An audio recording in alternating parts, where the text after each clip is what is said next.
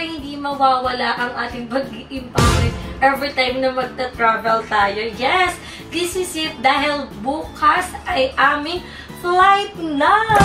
Yes, flight na po namin bukas going to Hong Kong and super naninibago ako ngayon kasi parang walang masyadong naman yung maleta ko. So parang kung ano yung in-unbox ko yesterday, parang onti lang din yung nadagdag. Plus meron akong handbag na kahit sa ang travel, hindi naman, ito kasi yung first handbag, hindi eh. Nag-Colombia, nag-Cambodia kami, may handbag din ako. Basta may mga shoulder bag ako, pero hindi naman siya kinikilo. Ewan ko lang kung ngayong 2025 is mahigpit siya. And ang dami ding nagre-request na gastos reveal daw once na natapos yung travel natin. So pag-iisipan ko muna kung magre-reveal ba tayo ng ginastos. Kasi ayoko nang, baka may masabi na gyayabang lang tayo, ganito ganyan, wag na. Pag-iisipan ko muna siya. Anyway, itong gagawin natin is pag-iimpake ng ating mga gamit. So, ngayon nga naninibago ako dahil nga super konti lang na may ilalagay ko. Kasi, as in, wala talaga akong extrang damit. Pantulog ang magsisilbing parang pamalit. Tapos, dalawa lang siya. Oo nga, no? Wala talaga akong damit, as in. Hayaan mo na nga. Tapos, ito pa guys pala, ang dami nag-message sa akin. Hindi ko alam kung sino yung paniniwalaan ko, pero happy naman ako kasi alam mo yung nag-e-extend sila ng message talaga nila. Ang daming nagsabi na na malamig daw sa Hong Kong, hindi daw malamig sa Hong Kong. Same lang daw ng temperature yung Baguio pati Hong Kong. So, nagtingin na lang kami sa weather. So, mas maganda na lang na na ready talaga tayo. So, isa na lang yung dadalhin kong jacket and yun nga, dahil naman tayo. Pero syempre, okay na din naman na isa lang din yung magamit kong jacket. So, feeling ko ilalagay ko na siya dito sa maleta. Kasi eto lang yung laman ng maleta ko. As in, eto lang talaga.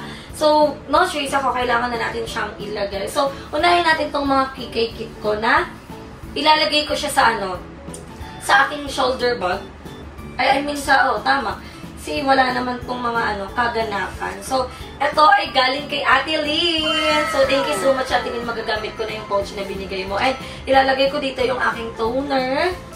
Aking pang Ellie. So, ating kilikili yan. Tapos, ang ating pang face. Ano pa ba ilalagay ko? Ang ating mga bulak. Tapos, ang ating cotton buds. So, ito yung magsisilbing, natin? Skincare kit. So, this is it. Ito ko siya ilalagay sa ating bag. So, itong bag na to, bakit may laman pa siya dito? Hindi ko naman ito dadalhin. Hindi, pwede ko naman siyang dalhin. So, itong ating kikay kit, ayan. Ay, yung laman ng bag ko, guys, mayroon pa siyang nakalagay na suklay, ballpen. Hindi ko alam kung pwedeng ballpen sa sa airport. Tapos, may chani din akong dala. Bakit may chani? Baka harangin ako neto. Huwag na yan. So, yung ballpen, hindi ko alam kung pwede yan. Iwan na natin itong mga makeup na hindi naman dadalhin. So, may dala lang akong inhaler kasi alam niyo naman, hilo-hilo ako sa biyahe. Saka ang sarap lang may talaga, sinut-sungut ka ng inhaler. So, ayan yung ating inhaler. Tanggalin ko na kayang ballpen. No? What do you think? Tanggalin mo na. Tanggalin ko na lang yung ballpen, guys. Tapos, meron pa ako ditong glutathione. So, yun yung mga dala ko. And, nagdala pa ako ng isang banig, guys, ng ating gluta. So, may isang area dito, itong area na to, ay puro mga gamot. Ayan. And, nagdala din ako ng aking, syempre, Energon, vitamins. Syempre, pagod-pagod tayo doon. Dapat pala, naggawa na lang ako ng lalagyan. Kayaan mo na nga.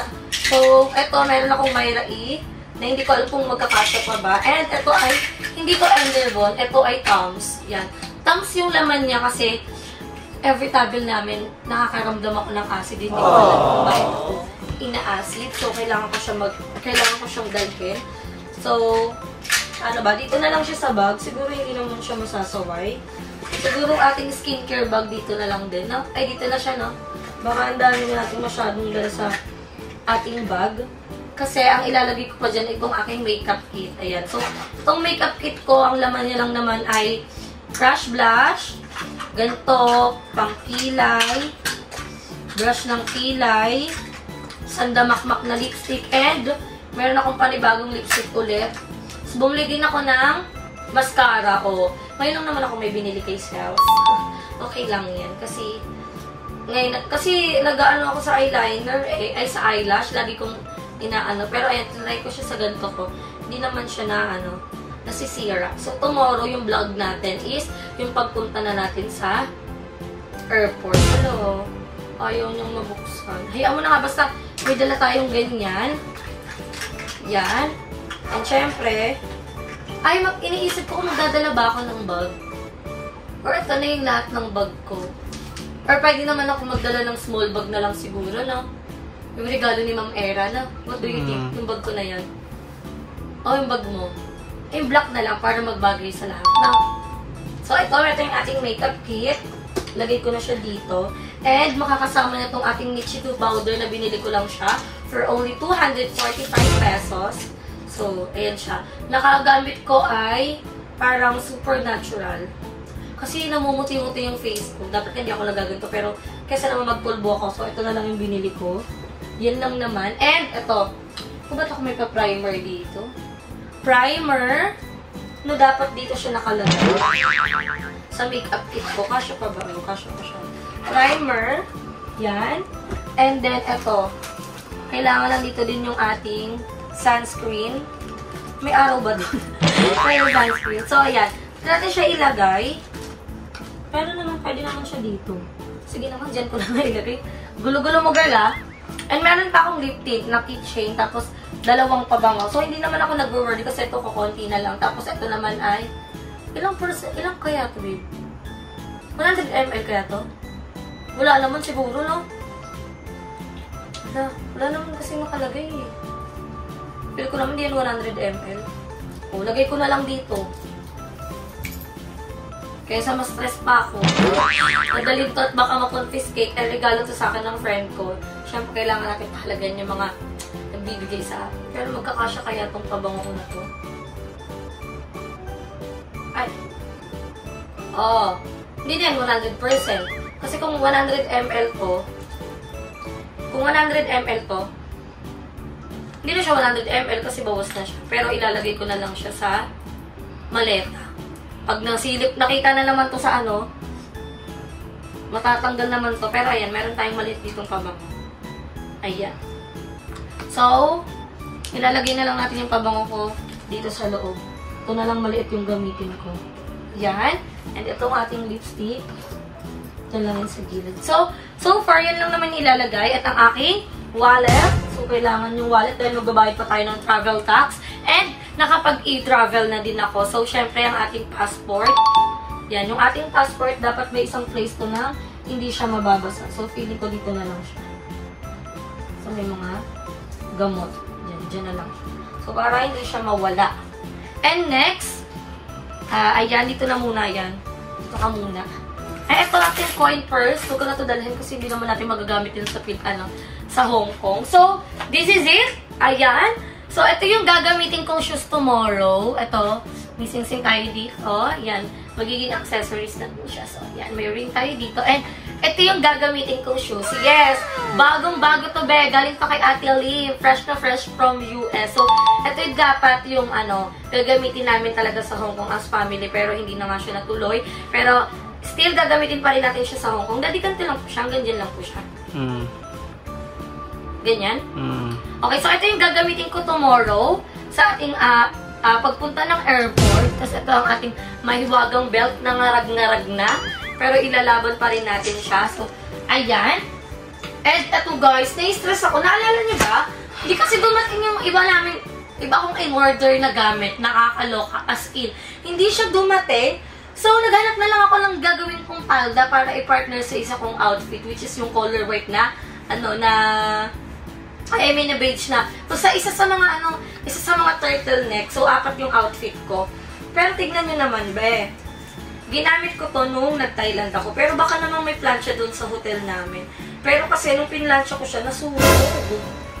So, anong gagawin? Para hindi to, steamer? Steamer ba yung ginagamit dito? And, hindi ko alam kung kasya pa ba ito. Wait lang. Tingnan na lang natin. Baka may mabili naman tayong paldang mura-mura doon sa Hong Kong. Ilaban na natin. Pero, pag wala, itiis natin dito. So, paano ba ito siya dito? Paano ba itong pinaggagawa ko? Ayan. So, ganito yung atake niya, mga bi. Bakit naging ganun yung atake? Parang namali-mali na siya. Ayan, basta ganyan siya, guys. Ayan. So, gusot-gusot siya kahit pag-pag ko. Tinry ko siya i-plancha. Nagkaroon siya ng ganito. Parang nasunog siya. Kasi tanga ko, goma to eh. Leather to, leather. Plancha ko pa rin siya, pinus ko pa rin siya i-plancha. Pero, anyway, tignan natin. Dadalhin ko pa rin to. Di pag wala, bumili na lang ng palda doon. Baka makaharap naman tayo sa Juke-Juke. Pag wala, repeat the outfit. Ganun na lang ang atake. So, saan ko ba siya ilalagay? Dito na lang siguro sa pagbalik kita. Yan. So, dito natin ilagay yung ating mga outfit. So, bumili din ako ngayon ng dalawang cycling. Yan. Bumili tayo ng dalawang cycling. Kasi syempre, kailangan din natin ng cycling bag sa ating mga outfit. So, dito na siguro yung mga yung mga pangbaba. So, eto ay nagdala ko ng extra t-shirt sa awa ng Diyos. May isa tayong dinala. Ayan. So, bahala na kung may pupuntahan pa ng ibang lugar, repeat the outfit na lang siya. Happy naman ako kasi may isa akong dumating na damit, which is hindi man lahat, pero at least may isang dumating. Ayan, ang kapartner nito ay isang black na tawag dito? Na turtleneck. So, laban na siya. Pag samasamahin na nga natin yung ating outfit. Ganda nito guys, nabili ko lang po sa Shein. Super pretty niya. So, pag samasamahin na natin yung outfit. So, ang kapartner niya ay itong black. Yan. Yan yung kapartner niya. Ang kapartner na itong paldang pinili ko ay itong beige. Yan. Ang kapartner nito ay itong jumper. Itong jumper. Yeah. Yan. Sinukat ko naman to guys. So, carry naman siya. So, leba-leba na siya. Kasya naman siya sa akin. So, saan ko siya ilalagay? So, dito ka na lang. Yan. So, dito ka naman. Yan. So, ito, kung mapapansin nyo, wala tong partner. Repeat lang ulit to ng pantalon. Laban ang pantalon doon, i-repeat. Tapos, ito guys, gusot-gusot. Hindi ko alam kung may plancha doon, pero laban na yan. Pero grabe yung pagpagusot niya guys. Sana may plancha. Or baka pwedeng magpa-plancha doon. Diba? Kasi sa mga hotel na pinuntahan namin, pwede naman magpa-plancha. Pero hayaan nyo na. So, yan lang yung laman namin ng gamit ko, be. Tapos, ayan na. Ito na yung aking mga pantulog. Yan. Mga pantulog na to. Yan. Lagay ko na ito dito. Ito, okay lang naman itong gusot. Yan lang siya. Tapos, ito. Lagay natin yan dito. Tapos, itong medyas. Yan lang naman, be. So, wala nang laman yung maleta ko. As in, yan lang, oh. Feeling ko hindi na to nakagol ng 7 kilos. Pero malaman muna natin. Sana madala nila, Jessica, yung pang kilo nila. Meron kasi silang pang kilo, guys. So, sana madala nila. Anyway, ayan lang siya. Tapos, ang next naman natin ay itong Crocs. Dadaling ko itong Crocs na to. Tapos, andito ang ating mga, dito yung hairband, yung ating mga thermal, mga fleece. So, nandito na siya nakalagay. Yan. Lagay natin siya dito. Tapos, syempre, ang ating boots, 1A. Yan, ang ating Botswana. Siyempre, hindi yan pwedeng mawala. And siyempre, lalo na to. Hindi pwedeng mawala itong mga underwear. Pwede pa siya dito, I think. Yan! So, I'm planning na ilagay na to dito sa loob. Madali lang naman buksan tong maleta. So, kunin na lang natin once na kailangan na siyang gamitin. So, at least para hindi ko siya magamit sa airport. Pero, naka-long sleeve naman ako. Ipapakita ko sa inyo yung outfit ko sa sa airport. Diyan ka, girl. Yan. Dito na lang siya. So, ganito lang naman yung atake ng ating laman ng maleta. So, ganyan. Sana, wala nang makita dito kasi wala naman sila dapat madetect. Kasi nagkaroon na kasi ng nangyari, guys. Nung pauwi na kami going to Philippines, gulat na lang ako sa Vietnam ba yun. Yung pangalan ko nakalagay na dun sa, sa TV. Yun pala, may nakita doon na lighter dun sa maleta ko. Pero, pagbukas naman nila, wala. Dahil sinturon naman yung nakita nila. Ed, wait lang. May nakalimutan ako ilagay, babe. So, may ilalagay lang ako. Hindi. Yung natin. Yan. So, may kailangan lang din akong ilagay. So, magkakaroon pala lang naman yung ating ating malaysa. So, kailangan natin siyang ayusin ulit. Kasi dapat hindi ito magusot. Kasi sabi ko kay kuya, ipaano ko eh. Ipa-box. Pwede na ata to hand carry. Hindi, no? Pangit. So, kailangan natin ulit ayusin yung ating, ating malaysa. Kasi may ilalagay ako. Para to sa mga, importanteng tao sa ating buhay, sa ating life. So, feeling ko, magugusto talaga siya. No choice ako. Eh, kasi hindi naman ito nakaano eh. Pinaano ko kay Kuya. Wait lang, stress naman ako dito sa akin. Basta napapanood ito isa sa mga vlog.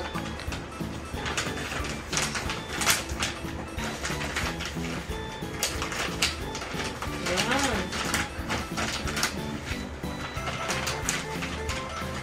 Ayaw. Ayaw ma-close. Wait lang, ayos natin.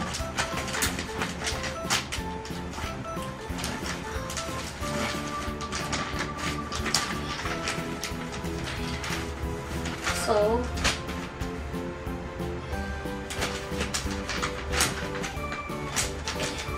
hiyaan mo na siya dyan magusot. Mahalaga naman dyan is yung nilalaman. Diba? Tama, mali. Tama. Ano nakalagay dito? Ito lang, diba? Yan, tapos, diba? Carry pa siya. Carry pa naman siya. So, ayan. So, ito na yung laman ng ating maleta. So, wala naman na akong kukunin dyan. So, pwedeng-pwede na ito ilak. Yan. Ang tanong, masasara kaya? Grabe, ang dami na itong pinagdaanan ng maleta na to. As in, iba't ibang lugar, iba't ibang bansa na yung narating nito. So, pinapahalagahan ko to dahil bigay ko ng isang kaibigan ko. Siyempre, masasarapan yung taong bigyan ka ng gamit kasi nakikita nilang, alam mo yun, ginagamit mo, inaalagaan mo, tapos hindi na nasasarap. Diba? Yun naman yung maganda. Kaya, thank you so much, Jessica, for this luggage. Unang gamit ko nito ay Palawan. Nakarating na to ng Cebu, ng Boracay, ng iba't ibang bansa, Cagayan, La Union. Ang dami na itong pinagdaanan, guys. So, leba-leba na. At masasara naman siya. Yan. Perfect. Yan. So, tapos na ang ating luggage. And hindi ko talaga yung tinanggal. Tingnan niyo. Pero bibilang ko to ng cover, guys. So, yan. Tapos na tayo sa ating maleta. And ito na yung magiging outfit natin. So, ayan ay wala na. And ito naman yung handbag ko na. Hindi naman siya mabigat. Charger na nga lang yung next na daanin ko dito. This is my handbag. Yan lang siya. Hay! Nakalimutan ko magdala ng bag. Dito ko na lang ilagay, no? So, magdadala ko ng bag na maliit. Dito naman, kasya naman yun dito. So, carry na siya. And ito na yung magiging outfit natin sa airport. Yan. Tapos, meron tayong belt. Yan. Bibili na ako ng foot socks tomorrow. Maaga kasi akong akalis. Pero laban na. So, ayan. Ganyan yung mangyayari. Ito yung magiging atake niya. Yan. And, suot ko ay color black na long sleeve. Chanel. Yan. Tapos, itong pants na binili ko. So, madami siyang pagdadaanan. Marami siyang, tawag dito, paggagamitan. So, ayan. Ito yung isa nating outfit. So, ready na ako tomorrow sa ating outfit. And, excited na ako sa aming flight. Kaya naman mga Bex, sana abangan nyo yung aming mga kaganapan sa Hong Kong, sa airport, yung mga pagkukulitan namin. And ako, na-excite ako pero may kaba pa rin akong nararamdaman. Kasi syempre, kahit nasabihin mo ilang beses ka na naranas ng immigration, syempre hindi naman natin alam kung, diba, kung paano tayo i-handle ang IO na yun. Pero ganun pa man, wala naman tayong tinatago at pure naman yung tension natin sa pagta-travel ng Hong Kong. So, sana makapasa tayo ng immigration. Yun lang mga Bex, sinama ko lang kayo sa aking pag-iimpake para makita nyo yung ating mga outfit, yung mga dadalhin, at makita nyo yung ating idadamit para bukas. So, yun lang mga Bex, i-end ko muna itong ating live and sana supportahan nyo kami sa lahat ng mga video na ina-upload namin, panoodin nyo, and sa lahat ng mga tinatahak namin para sa aming pamilya at sa aming pangarap. So, hindi ko na tinatapos ang ating video. Don't forget to like and share this video and mag-subscribe na kayo sa aking channel. Pero pang Rika Mata, see you in my next video guys. Bye!